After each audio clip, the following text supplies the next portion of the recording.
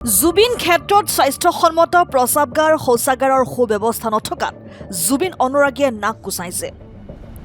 ছমাহ উকলি যোৱাৰ পিছতো জুবিন ক্ষেত্ৰত স্বাস্থ্যসন্মত প্ৰস্ৰাৱগাৰ এটা গঢ় লৈ নুঠিল। যি সময়ত প্ৰতিদিনে জুবিন ক্ষেত্ৰত হাজাৰ হাজাৰ জুবিন অনুৰাগীয়ে ভিৰ কৰে, তেনেস্থলত জুবিন ক্ষেত্ৰত স্বাস্থ্যসন্মত প্ৰস্ৰাৱগাৰ শৌচাগাৰ নথকাত জুবিন অনুৰাগীসকলে সময়ত সমস্যাৰ সন্মুখীন হ'ব লগাত পৰে। যিও এটা প্লাষ্টিকৰ প্ৰস্ৰাৱগাৰ শৌচাগাৰ আছে, সিও অস্বাস্থ্যকৰ পৰিৱেশত জৰাজীৰ্ণ ৰূপত আছে। জুবিন ক্ষেত্ৰত প্ৰশাসনৰ প্ৰথম দায়িত্ব আছিল প্ৰতিদিনে জুবিন ক্ষেত্ৰত জুবিন অনুৰাগীসকলৰ শৌচ প্ৰস্ৰাৱৰ সমস্যা সমাধানৰ কাৰ্যব্যৱস্থা গ্ৰহণ কৰা।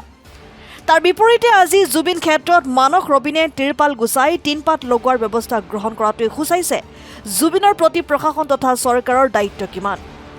জুবিন ক্ষেত্ৰত উপস্থিত জুবিন অনুৰাগীসকলৰ প্ৰশাসন তথা চৰকাৰৰ প্ৰতি আহ্বান, জুবিন ক্ষেত্ৰত স্বাস্থ্যসন্মত শৌচাগাৰ প্ৰস্ৰাৱগাৰৰ সুব্যৱস্থা গ্ৰহণ কৰাৰ আহ্বান। যোৰহাটৰ পৰা আহি এটা বস্তু প্ৰত্যক্ষ কৰিলোঁ।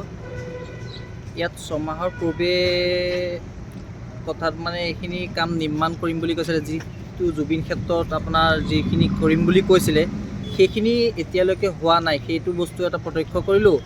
আৰু লগতে ইয়াত আপোনাৰ যোৰহাটৰ পৰাই নহয়, বহুত দূৰ দূৰণিৰ পৰা মানুহ আহিছে, কিন্তু ইয়াত মই এটা টয়লেট নেদেখিলোঁ।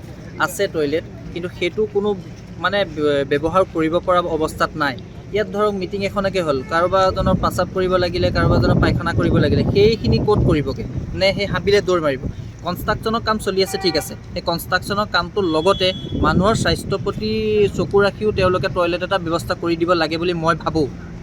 সেইদিনাখন গৰিমা বৌৱে গৰিমা বৌৱে পালখন নিজ হাতেৰে বান্ধি থৈ গৈছে। সেইখনটো গৰিমা বৌৱে বান্ধি থবলগীয়া বস্তু নহয়, কাৰণ এয়া গৰিমা বৌ স্বামী আছিল, কিন্তু তেওঁ আমাৰ প্ৰাণৰ শিল্পী আছিল।